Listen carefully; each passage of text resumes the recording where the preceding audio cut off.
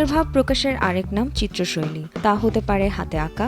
এখন আঁকিয়ের হাতে আঁকা শুধু রং তুলির মধ্যে আবদ্ধ নেই, সে মাধ্যম এখন ভিন্ন রকমের স্বাধীনতা পেয়েছে। এর মাঝে সবচেয়ে বেশি প্রচলিত গ্রাফিক্স ডিজাইন। আঁকিয়ে তার মনের ভাবনাটি কিছু ডিজিটাল টুলকে সঙ্গী করে পছন্দের চিত্রশৈলীর প্রতিফলন ঘটাতে পারছেন। আর খুব কম সময়ে কিছু শব্দ যোগ করে দেওয়ার সুবিধা। তবে গ্রাফিক ডিজাইনের মধ্যেও আছে নানা প্রকার motion graphic, print design, UI, UX ইত্যাদি।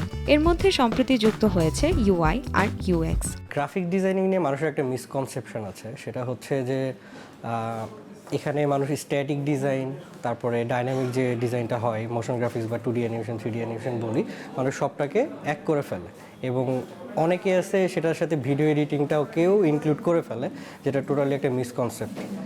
তো এখন গ্রাফিক ডিজাইনের অনেকগুলো ডিভিশন আছে, যেমন হচ্ছে ইউআইএক্স ডিজাইন একটা, আপনার এখন কন্টেন্ট ডিজাইন একটা হচ্ছে, যেটা হচ্ছে আপনার স্ট্যাটিক ডিজাইন অনেক সময় বলে থাকে।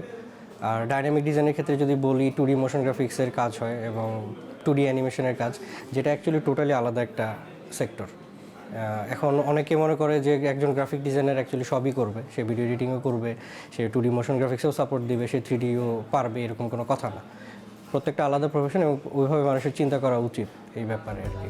বিদেশের সাথে তাল মিলিয়ে বাংলাদেশও এগিয়ে যাচ্ছে গ্রাফিক্সের নানা রকমের কৌশল অবলম্বন করে। ইউটিউবে এখন ঘাটলেই অনেক কিছু পাওয়া যায়।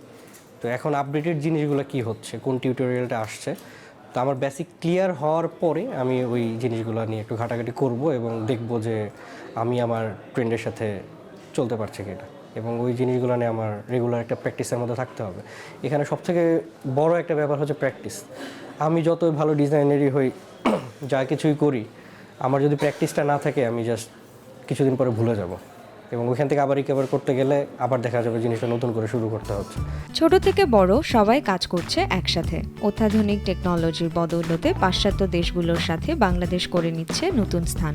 ইয়াং জেনারেশনের কেউ যদি নতুন করে শুরু করতে চায়, তাহলে অফকোর্স এখানে অনেকগুলো সেক্টর আছে, প্রত্যেকটা স্টেপ বাই স্টেপ আমার মনে হয় যাওয়া উচিত। প্রথমে আমি স্ট্যাটিকের ডিজাইনটা আমার কীভাবে হচ্ছে, আমার ফটোশপ ইলাস্ট্রেটের উপরে একটা ভালো একটা নলেজ আমি যখন জানবো, যে আমি বুঝবো যে আমি ক্যাপচার করতে পারছি, তখন আমার হচ্ছে পরবর্তী স্টেপে যাওয়া উচিত। তখন হয়তো আমার 2D মোশন নিয়ে কাজ করা উচিত, তারপরে হচ্ছে আমার 3D অ্যানিমেশন নিয়ে কাজ করা উচিত। তাই নতুন প্রজন্মকে গ্রাফিক ডিজাইনে উদ্বুদ্ধ করতে আহ্বান জানালেন এই গ্রাফিক ডিজাইনার।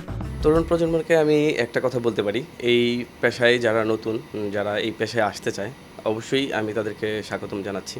কারণ এই পেশাটা বর্তমান অবস্থার প্রেক্ষাপটটাকেই বদলে দিচ্ছে।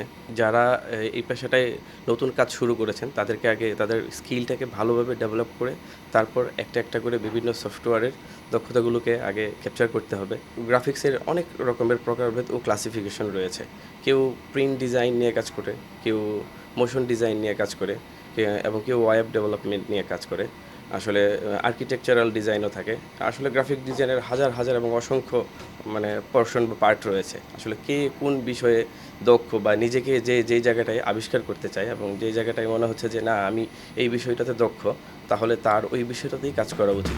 এভাবেই যুগের সাথে সাথে অসাধারণ উদ্ভাবনী গ্রাফিক ডিজাইনের মোড় ঘুরিয়ে দিচ্ছে। মাইমুনা সাউদা, সময় সংবাদ।